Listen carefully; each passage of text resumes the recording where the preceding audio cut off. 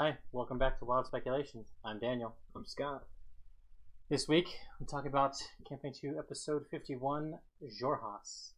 Yes. And I'm really disappointed they didn't use Jurassic Park. Yeah. But,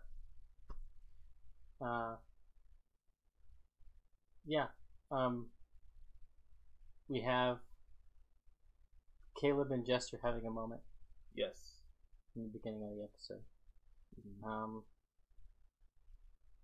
And also, note to artists, remember, Bo's wraps are white now. True. I wanted to put that reminder out there because she's got wraps from Caleb, who took his off shortly after his exchange with Jester. He was like, well, I guess there's no point in hiding anything anymore. Right.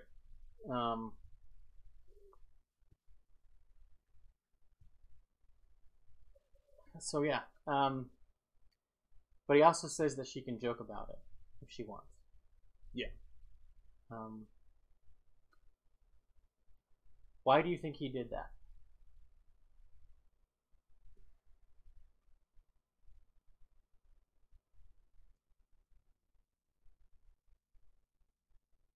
I think he has a big brother type affection for her. Okay. Not that I disagree with that, but I don't think that's why. Why do you think? Because that is the only bit of Caleb, you're a fuck up that he gets from her. Yeah? Okay. That's the only Caleb, you're a piece of shit that he gets from her. Is that gentle ribbing. And I think he wants that. Yeah. He wants other people to. Okay. Yeah. That's yeah. But yeah, that's why I think he did it. And I think one of the best lines of the early episode was when also I'm waiting for Liam to do It's High Noon. Because they keep asking him what time it is. But he said, I don't know, reality was 2 weeks ago. Yeah, that was one of my favorites. What time is it? No, reality was 2 weeks ago. Yeah, I love that line. It was especially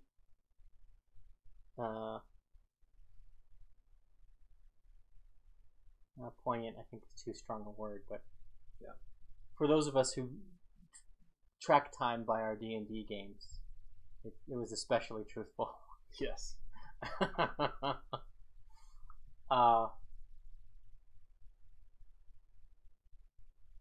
We have Jester again being the messenger of the Mighty Nine. Yeah. The voice of the traveler. Casting Sending twice. I love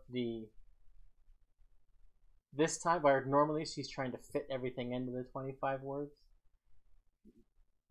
She had to ask another question. Because if you don't use all the words, it's a waste of a spell slot. Which is the exact thought process of a bargain buyer. Yeah. Of someone who tries to maximize what they're getting out of something. And I think that was a bit of Laura showing through for sure. Yeah. Now the question is, because I thought about this when I was watching it the first time live. I think Yeza could have spoken back. But because she asked him to cough in that code, coughed in the code. Because I think Matt is, I don't know if it's a conscious decision or an unconscious one. Okay. But when Jester is sending to somebody, he tries to get into the character. Yeah. And both times, if you watch Matt, he gets a confused look on his face. Yeah. As if he doesn't understand why she's asking him to cough. So I think he could have spoken. Probably, yeah. And I think, well, I'm hoping that they do it during the day. Okay. Because doing it at essentially when they're going to bed is when the drow are basically getting their day started. Right. So, maybe not in the morning, but midday maybe, just in the daytime, to try to change up because when she has contacted him and he hasn't been able to speak, it has been at night. Yeah. Well, and there's a reason she's doing it at that time. Well, yeah, because she has the spell slots, and she doesn't want to do it in the morning when they don't know what's coming. Yeah. Yeah, I understand that. I understand why she's doing it that way, and I'm not saying it's the wrong thing to do from a resource management point of view. It's just, yeah. No, I get what you're saying.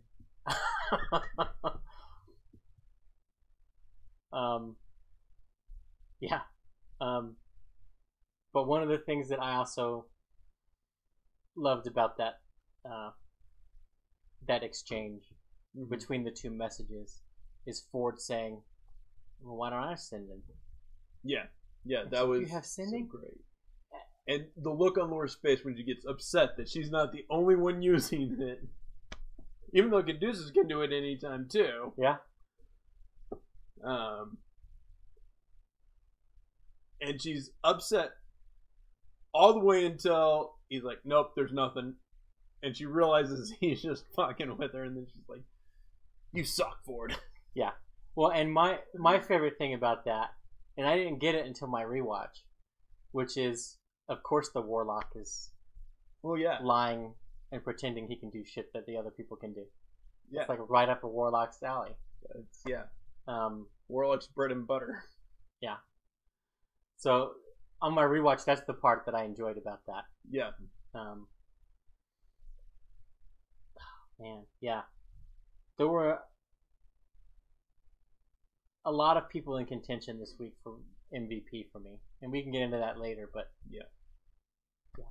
And it was real, like, yeah. Laura was in the top 3. Okay. For me this episode. But yeah. I mean, she's been consistently up there for you. That's true. Yeah. But I also loved after they learn that he's being guarded by 3 individuals, and they're like, "Oh, we can kill 3 guards. We can kill 3 people. These are just peons." And Mott's like, "Well, he's kind of a big deal. They're not just gonna let peons guard him." Yeah, I love that. Middle range. Well, and that could be true if they, because I'm assuming they took him because they know he's experimenting with the Dunamis, yeah. The Dunamis and the beacons. Yeah. So that would kind of necessitate a higher level of guard. Yeah. If for no other, I think for no other reason than just a prisoner of importance. Yeah.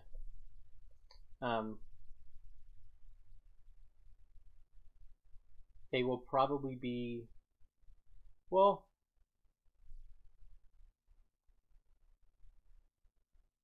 veteran and knights are CR3, which isn't going to be enough of a challenge for them. Well, 3 CR3s for 7 8th level characters is going to be enough that one of them could get away and sound the alarm, but not so much as it's going to be a huge fight for them. Right. if Matt wants to make it like a fight, then they might all be the Kryn warriors that we saw in this last battle. Yeah, and those guys are... which we saw a little bit way back in episode 14, something like that, when they met them in the sewer. Yeah. Much down on hit points, but he had we saw most of the abilities that Matt displayed this time. Then, we didn't have the magic user, right, in that fight, and that guy had at least 100 hit points, probably, because he had taken 90 something and was still up. Yeah. And speaking of that magic user, when he's doing the gravity stuff, and I believe that was a homebrew spell. Yes, I had. But it reminded me of when Gilmore gets ambushed, and he just and the description was the guy is wrung like a towel, but instead of water, blood dripping down. Did Gilmore have access to that spell? I mean, we know he's a Runechild sorcerer, but did he tap into Dunamancy too? Was that I think at the time I thought that was just telekinesis. That's a pretty bold use of, it's a pretty up there use of telekinesis. But what we saw in this fight wasn't a ringing; it was a crushing. Yeah, but I mean, it kind of had, with the damage aspect. Kind of thought maybe it's interesting to think about.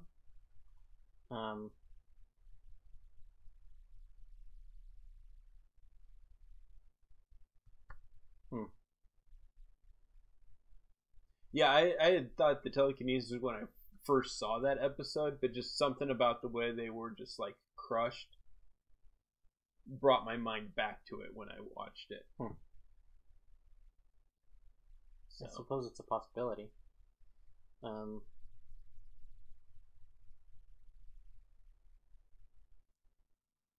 don't know if I want to think about a quicken spell version of that. Or a maximize. Yeah. Oh, yeah. Yeah. But Laura's a good shot. Yeah. Like candy. And her providing of candy is another reason why she was up in the MVP for me. But yeah, and that led into one of the better lines of the night when Sam's like, I got kind of a small boner going on. Yeah. Happy Valentine's Day. Yeah. But I think we saw a bit of their home life in that moment. Because that was so practiced and so perfect. Yeah. I think they do that a lot. And probably a lot, especially since they've had the kid. Mm-hmm. Because you're often one person's here, one person's there. You need that thing over there, and so it's just easier just for some and Travis displayed his ability to catch small objects one-handed, which means I think if it happens, he might be the one holding. Yeah. Or at least, they have equal time doing that. Yeah. But yeah. So you mentioned it to everybody, the whole cast, including Ashley's, going to be on Talks tonight. Yes. How likely is it, do you think, Ashley will be asked if she's happy or thankful that she's not having to give all the exposition that Matt has been having to give via Yasha? I think there's going to be less that kind of a question and more of, what are you bummed that you weren't there to be actually part of? Fair. I think that's going to be the question that's asked. But how thankful do you think she is? Pretty damn thankful. They've all Agreed. they've all discussed we'll say, mild aversion to being in the limelight. Yeah. For it to be their turn. Well, I don't know. It's not necessarily the limelight that she's in. Although, if she were there... Well, the backstory spotlight kind of thing. It would be unavoidable. Right. Because, hey, we're home now. Right, but they always talk about, like, oh, God, why not that person? Why me now, you know? Yeah. Not necessarily the limelight, but have the play focused on their backstory. Yeah. We had some prayer from Marisha. Yes. A couple times this episode. I pray. To who? Ian, of course. And just the proud look on Matt's face when she said that and the wink he gives. You know. Yeah. Now, here's the question, though, for me. Because we've not really seen her overtly religious. Was that a moment of desperation? Prayer to the goddess that her establishment is basically a church of? Or is this a glimpse into Bo that she tries to keep hidden, like she does with, you know, I mean, she likes to learn things, you know, and like Caleb, it's kind of a book, but she tries to keep that hidden. Is this religious side of her something she also tries to keep hidden? No. Okay. It's neither of those things. Okay. It is because, as we've been saying the last few episodes, the clerics are clericing. Mm-hmm. And I think it becomes almost unavoidable. Okay. If your character has any connection whatsoever to a deity, Caleb really doesn't. Not really doesn't. Ford really doesn't. Well, he kind of does through his patron, but he doesn't pray to Uk'otoa. Right. And he, like, the notion of praying to Uk'otoa is weird, I think, to him. Even or especially when the players are doing it while they're making their rolls. Is it, though? And the only reason I say that is because of a comment that was made while Ford kept watch. And about how he's further from his goal for his patron, you know, and the just kind of the anxiety and the look. Did anyone else catch what Matt just said to me? Yeah. Made me think that Ford's connection to Uk'otoa is a little bit deeper than we know. I don't think the pact was necessarily something thrust upon him. No, I think he was nervous about that. That expression was more, fuck, I thought I'd be able to get away with this. Okay. That's how I interpreted that whole thing. Because what I was thinking is if he made this deal and the deal was, hey, I'll give you power, but you gotta use that power to help free me, that would explain why Ford was like, let me at least do this one, so then I can say I'm working on it. No, because he didn't even know what Uk'otoa was. Right. Like, in the beginning, he didn't know. Okay. I think Uk'otoa chose Ford because of his connection to Vandra. Okay. Huh. And he just plucked... Uk'otoa plucked Ford from the sea and saved his life. Mm-hmm. And, like, knew that Ford was curious enough. See, I'm trying to find a way to go ahead and be on the Ford is good side here. Okay. I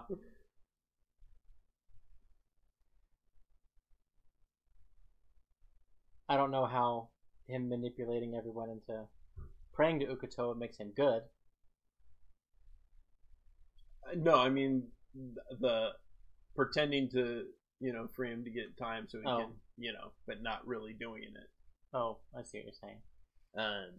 No, I think it was, I want that nifty power that everyone else has. And I saw her get it. I want it too. I think that's all that was. So it was just pure greed. Yeah.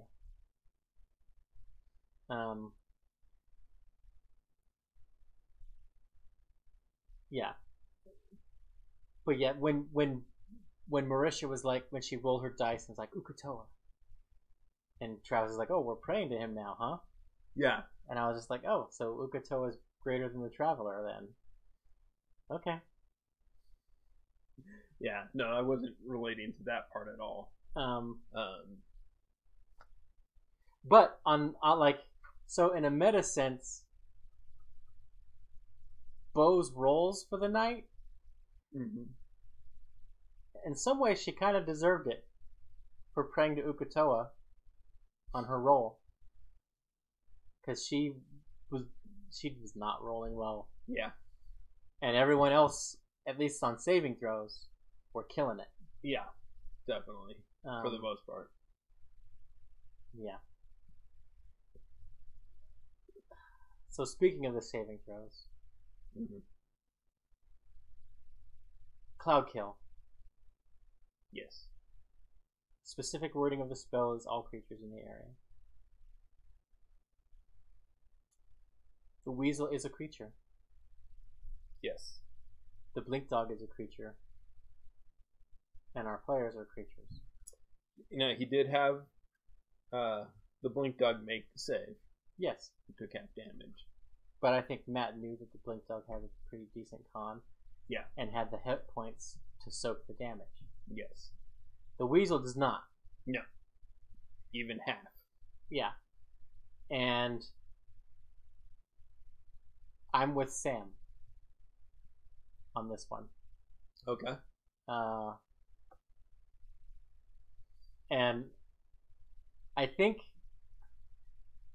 that is the first time any of the players have ever said that to Matt. Yeah.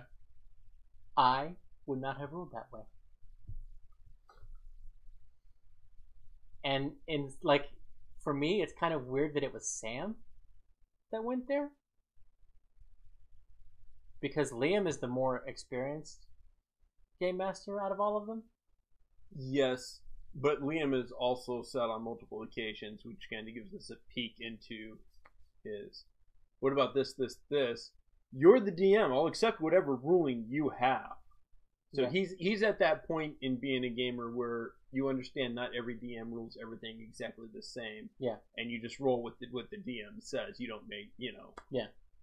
So Sam being one of the newer players, having had a taste of DMing, and his penchant for messing with Laura about her pets, kind of to me makes him the most likely to say it, at least at that point in time.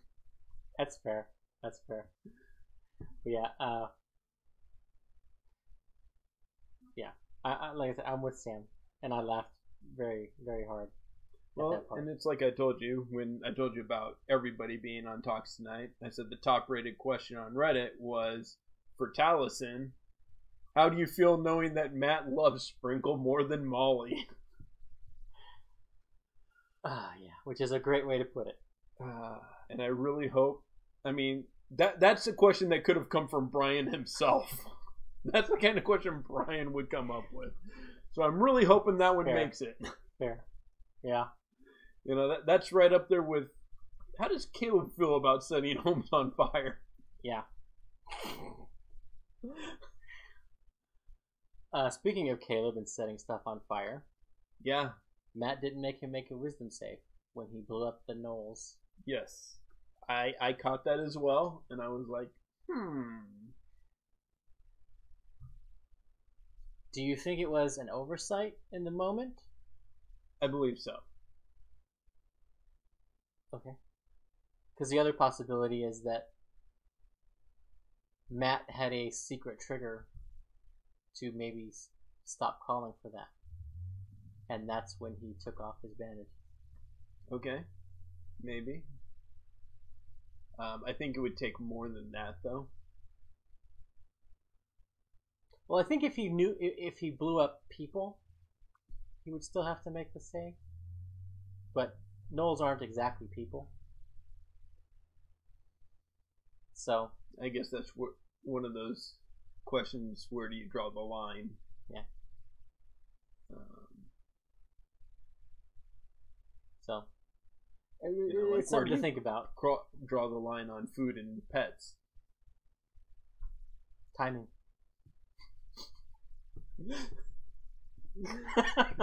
Okay then. And body mass.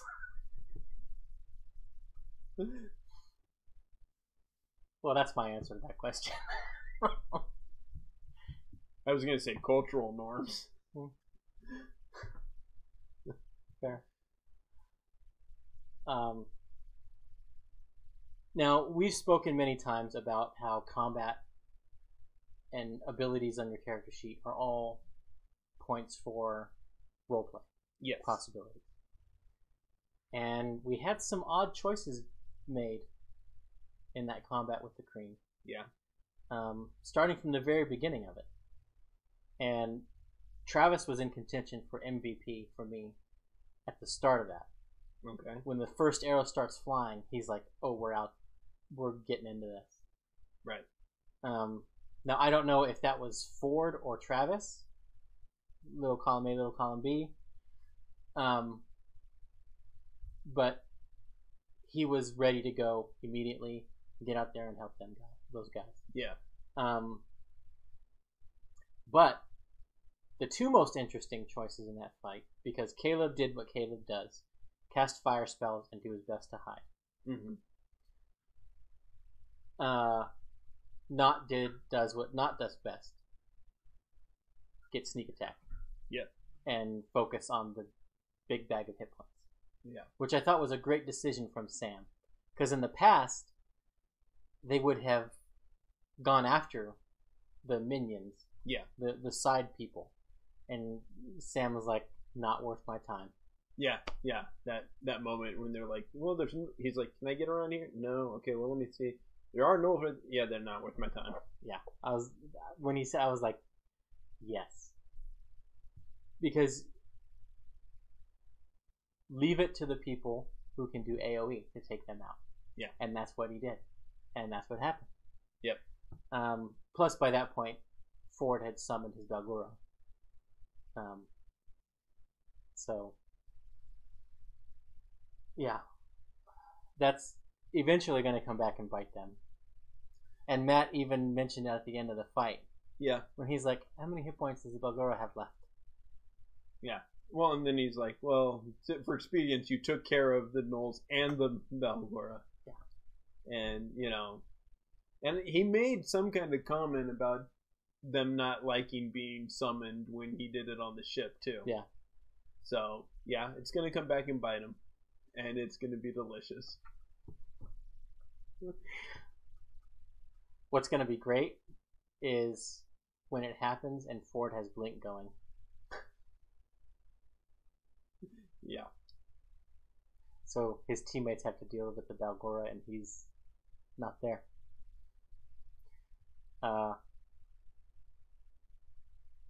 Yeah, that's what I'm waiting for. But the most interesting thing that happened is Bo stepping back. Yeah. She got the warrior stunned first turn. Great for them, sad for Matt. And before the stun wore off, she moved away, leaving the peon there. And then the next thing that surprised me is Jester drawing her hand axe and charging the guy. Yeah.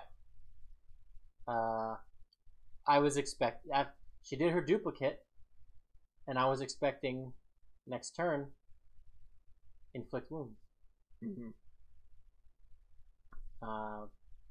But she ran in, and Bo wasn't there to sentinel the guy. Yep. And she even said, "This is stupid," right before she did it. So I think those two turns for me were the biggest roleplay moment in the episode, in a way. Okay. Because everything sort of turned on that. The potential loss of a teammate was in that decision. And also, I think there's a misunderstanding about two sentinels being next to a target. And their abilities not proccing. If Bo and Yasha are adjacent to a creature and one of their teammates is there, if the thing attacks the teammate, they both can hit the monster. It's just if it hits Yasha, Bo can't do it. If Right. it's Bo, Yasha. That's what I was thinking too. Yeah.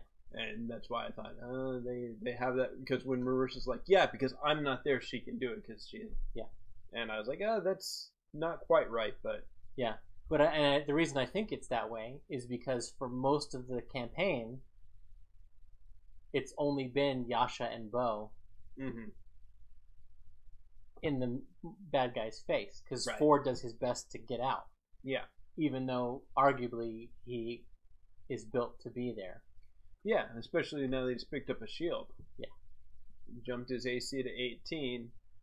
Yeah. He's got the extra attack with that blade, with that packed weapon.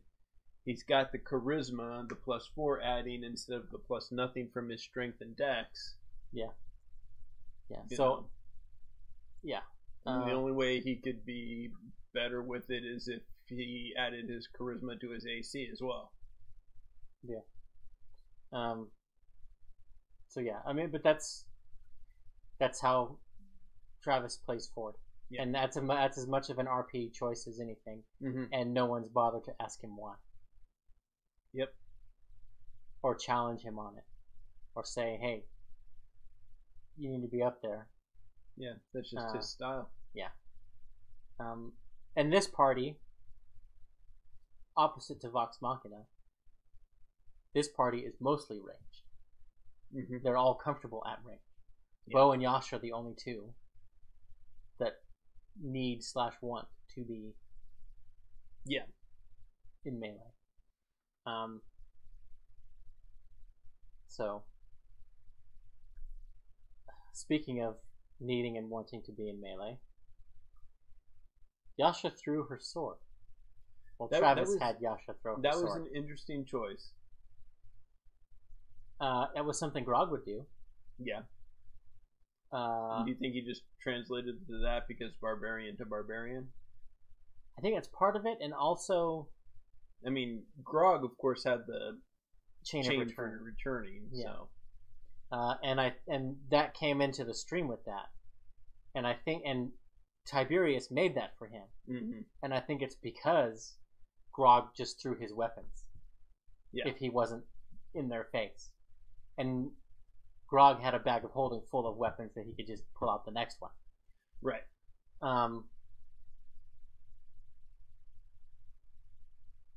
If I were Matt, that Cream would have put his own sword up and picked up Yasha's. Yeah. Because that now takes out her as a threat. Yeah.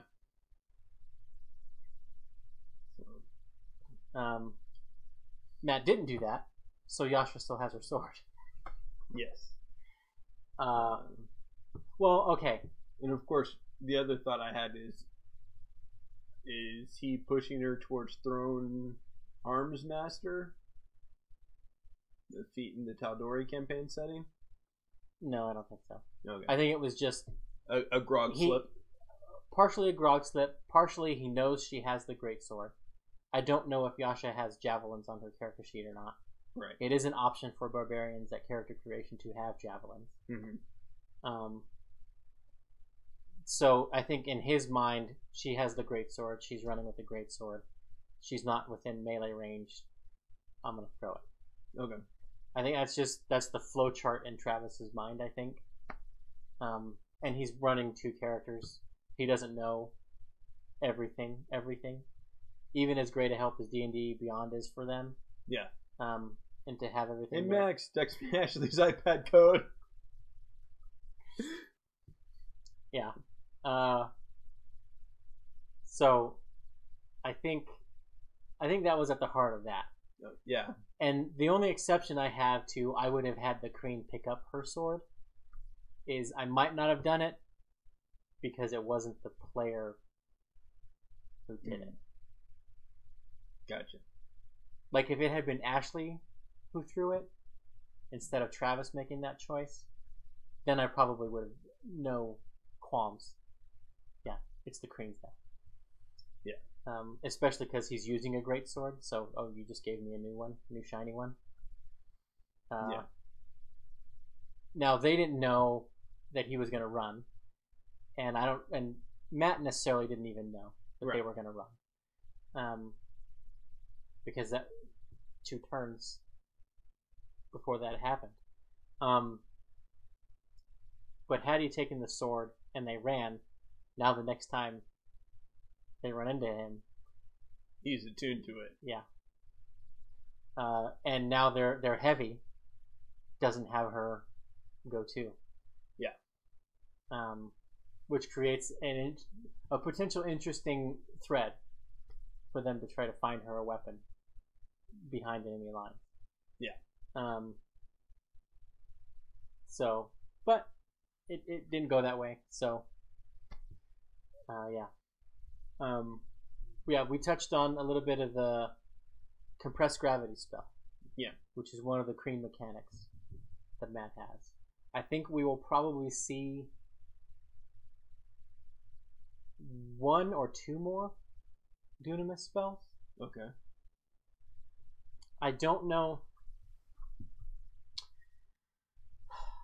Matt's created a whole school of magic here. Yes. Matt, if you see this, I am anxiously awaiting your announcement for the Wilde Mountain campaign setting. But generally, if you're going to do that, you want 1 to 3 spells every spell level. Yeah. Do you think he has those? Or do you think he will make them as he needs them and trickle them out as necessary?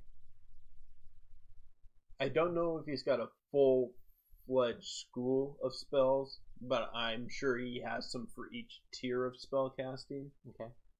And we'll flush out the rest as he needs them. Because for me, if I'm going to do that, I'm going to think of some of the bigger end spells and some of the lower end spells and kind of sprinkle in the rest as I need them. Yeah, I see that.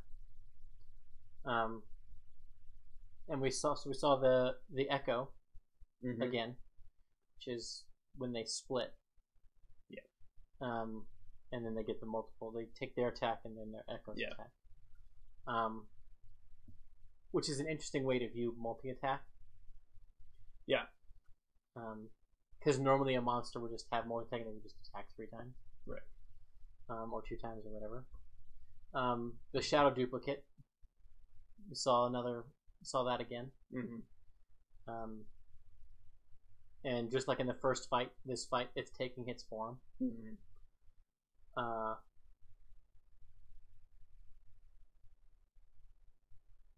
And I think that's an interesting mechanic from the sense of giving your monster something that will increase their endurance. But it's also an interesting narrative vision of what Dunamis is. Yeah. And now that they have the dodecahedron and they've spent time with it and all of them have looked in it and everything, you begin to see now that Matt laid these seeds in the very beginning, basically. Because you see all of the threads, your choice network. Yeah. So, and you see, like, Caleb saw all the different Calebs. Yeah, so really what the shadow duplicate is they are able to manifest those other choices. Yeah. On the real world. Yeah. Now here's a question. That liquid, one of them drinks, is that going to give them the ability temporarily to pull a shadow duplicate? No. I think that gives them the echo. Okay.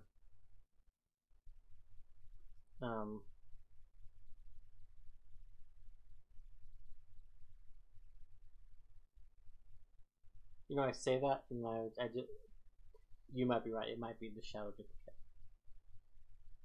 just because in some ways that's easier to do, and is something that every class could take advantage of. Right. Whereas getting an extra attack, yeah, it matters for Bo, Yasha, arguably Ford, and not. Yeah. So yeah, the shadow duplicate would work, especially if it has the same ability to cast spells. Yeah. That the spellcaster had. Yeah. And he said it has one spell, and it casts presumably a 3rd level spell. I'm assuming that's where that spell is lying. Yeah.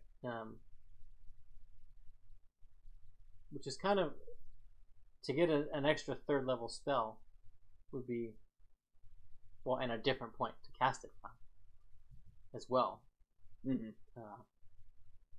Is pretty powerful. And the Shadow Martyr ability, where it takes the damage. Yeah. Which we saw in that first fight with the Cream.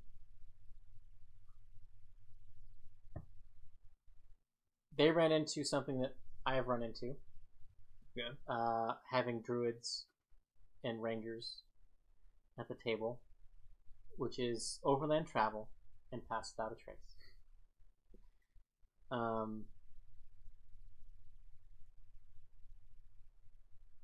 I tend to be good or bad, either more granular or less so. So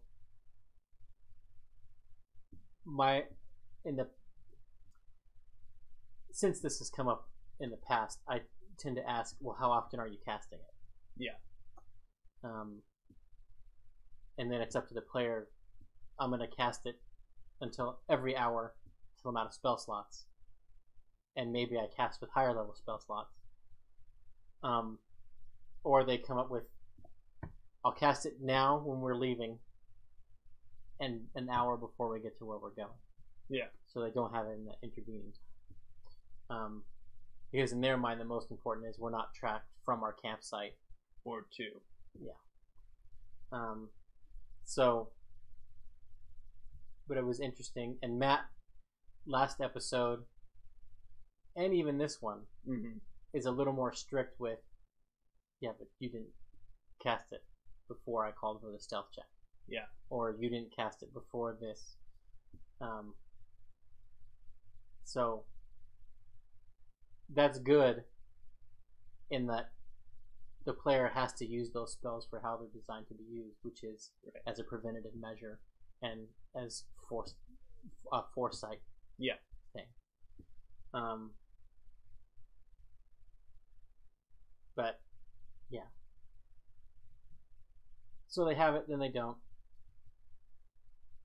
Taliesin expressed frustration that nature is not a wisdom-based skill, and Alex, one of our players, and sometimes Game Master, has a similar issue with religion not being wisdom-based. Right. Because cleric casting ability is wisdom. He thinks religion is sort of very important to a cleric. He thinks it should match the casting stat. Yeah, I disagree with him. I kind of do too. And, and I've given him the argument that, well, if it pertains to their religion, they should have a lower DC for them in particular. Fair. But not necessarily a drastically lower, but someone who's been raised in, the faith of Sarenrae should have an easier time knowing things about Sarenrae than anyone else. Yeah. Arguably. Yeah. As far as nature goes, I see that argument as a little more valid for wisdom versus intelligence. I still agree with the intelligence. However, and I've pointed this out to Alex, the rule book, the player's handbook, has like 3 paragraphs on When to if use the you other. need to, you can swap out, like to figure out a berry, to adapt a berry to be poison. You can use wisdom, Yeah.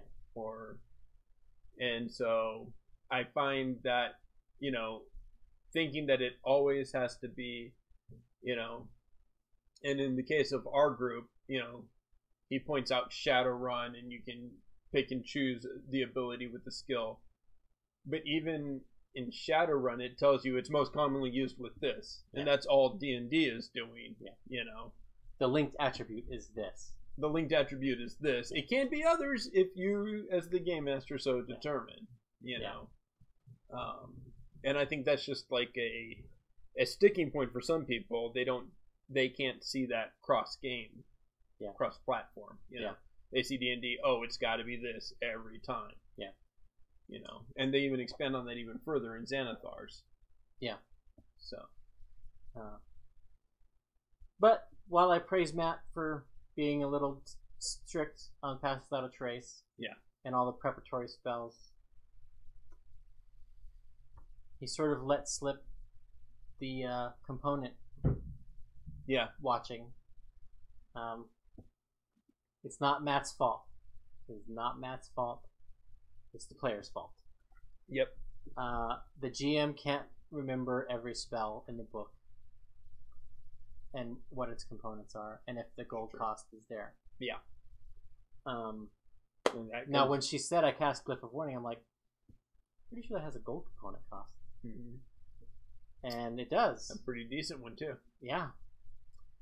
So, I see 2 potential fixes if they want to retcon and fix this. 1, the glyph was never triggered, so you can just say, wasted slot, I didn't cast it. 2, I'm pretty sure they have enough gold, they can just subtract the gold and say they bought it when they were shopping. Which is a little... They did that in the last campaign, and Matt decided that was getting ridiculous, because they would just... Here's a bowl for Heroes Feast. And he wanted them to actually go out and buy it. And say, this is how many you have, until you go buy more. And... Well, and the other thing is, you also have to realize that, like, a lot of the spells that have a gold cost, you can't use an Arcane Focus or having a base component pouch to supply that material component. But, and I'm pretty sure the majority of them, it does not say which consumes the item, which means you only need to buy it once, like the Pearl for Identify. I don't need the new Pearl every time I cast it. Glyph of Warding consumes the component. Does it? I didn't look it up. I knew it had a hefty price tag. Yes, it's powdered diamond. Oh, wow. Yeah. But as far as, like, a lot of the spells and stuff, like, unless in their material components it specifically says is consumed by the spell, you only have to invest in that once unless you lose the item. And, like, Heroes Feast consumes the bowl. Right. So, yeah. But, like, Alarm doesn't consume the wire. Right. And Chromatic Orb doesn't consume the diamond. Right. That you need. Yeah. But yeah, I was just kind of like,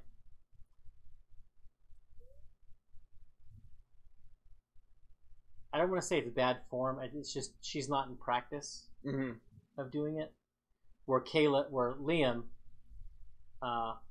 very much has made his component pouch and tracking components of his spells integral to his roleplay.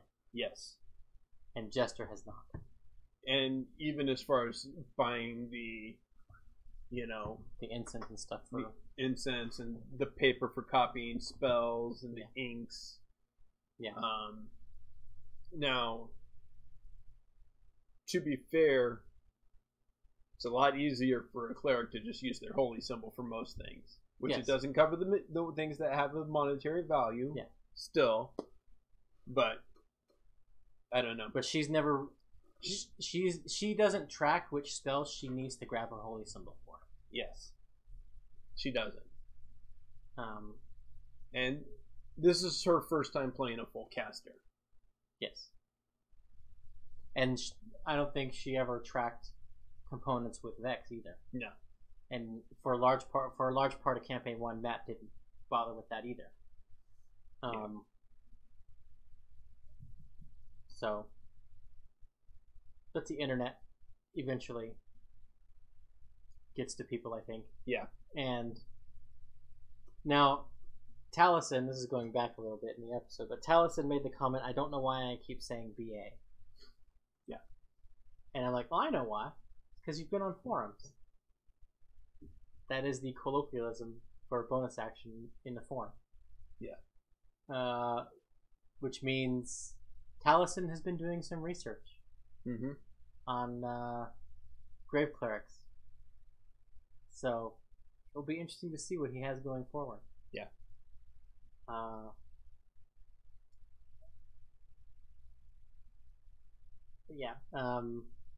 We touched on Ford's reaction to or Matt's narration of the dark for Ford, but while that's good, it's made better by how he narrated it for Caduceus. Yeah.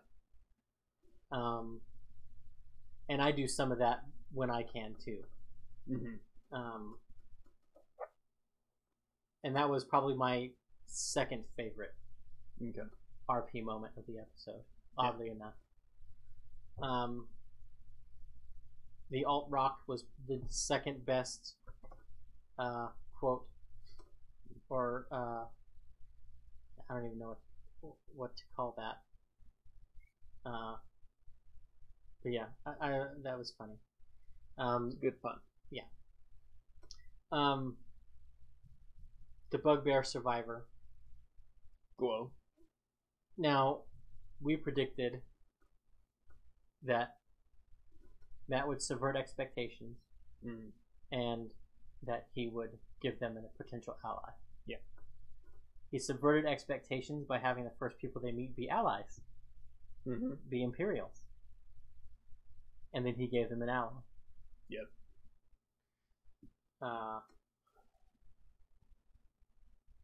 And a religious one. Yeah. Praying to the light.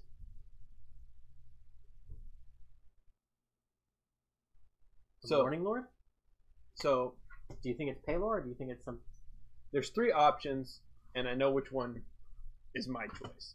Okay. So, you've already mentioned the first option, Paylor. Yep. That's not the one I think it is. Okay. Second option, the Luxon. They're in Xorhas, but I don't think it's that. No, I don't think because so either. He wouldn't be their ally. Yeah. It was. Third option, the one I think it is, because Laura noticed something while she was tattooing him, and I'm judging this as Laura's reaction being Laura, not being Juster. Yes. Her excitement. I think it's the Everlight. Yeah. I think it's Sarenrae. Yeah. That's my smart money, I think, is there. So that's my call. Glow follows Sarenrae. Yeah. I think that's probably accurate. Especially how excited and giddy Laura got. And it would make sense because Sarenrae, being one of the fallen or not as powerful gods, being worshipped in Xorhas, would parallel Yasha's worship of the Stormlord. Yep. Not necessarily a good deity, the Stormlord, but it proves that not everyone in Xorhas worships the evil. The Stormlord isn't one of the betrayers either. Right. So. But not everyone in Xorhas worships the betrayers. Yes. So there's precedent within the party for that. But yeah, I think you're right. I think it's probably Sarenrae. I think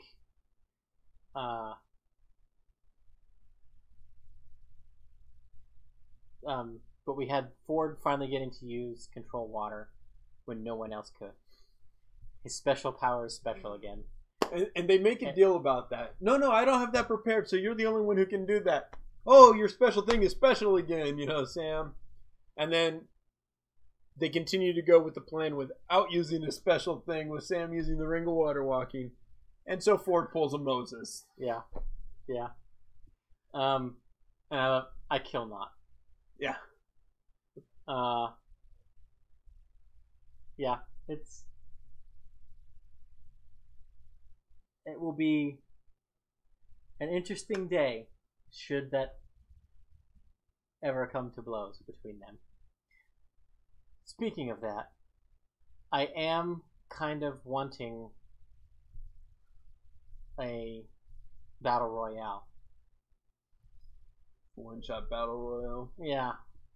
It could be interesting. We're close to the level they were when they had the first one. Yeah. So, I hadn't been thinking of that until recently. But I'm just like, man, I think in some ways they just sort of need, like, especially Travis and Sam, just to get this back and forth. Every third round, Caleb's gonna have to make a wisdom save, though. Well, only if he's killing him. Third to fifth. Yeah. You know. Yeah. The beast in the mist, Gorillion, is my guess. Yeah. That's where my mind instantly went. Yeah. So, I think they will run afoul of one of them. Okay. And I hope it is a scenario where I mentioned last week or 2 weeks ago about everyone going to sleep in Liam's tiny hut and waking up and there's this thing. Yeah. And I want it to be a gorilla and just sort of standing over them looking at them. And then I have to go. Logan did this just shit. Pounding. Gorillion beating on the dome. Yeah. Or it could just sit on it and they could wake up to its ass. Yeah. That's fair. But my third favorite moment before we run out of time. Okay.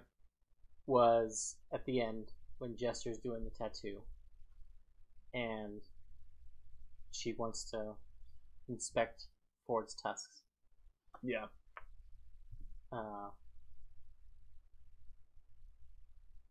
That was great because like so much of Ford's arc with Jester has been about not picking at his teeth. Yeah. And stopping that self-destructive behavior from his youth. Yeah. It is unfortunate that his self-destructive behavior since vowing not to do that has meant that he has broken 2 of 3 seals on an ancient evil. But everyone grows at their own pace. Yeah. Yeah. Do you think we meet this ogre, this smart ogre, the Duke? What was his name? I think it's possible. Travis for sure wants to explore the city. I don't think they'll have much of a chance. I think Matt has telegraphed that you are not going to be attacked on sight just because of what you are. Right. You can expect to be challenged, but so long as you have a lie that they believe, you might be okay. I really want him to put Bo in the Iron Mask and then have her talk with the Tracy accent. I want them to put her in a neck collar and have a chain coming off of her. Because that is the best disguise for Bo that they can get. Yeah. Is to put her in a manacle of some kind. Her and Caleb both with slave collars, essentially. Well, Caleb doesn't need one. He's got disguise self. True, but if he's not wanting to waste the spell slots all the time. True.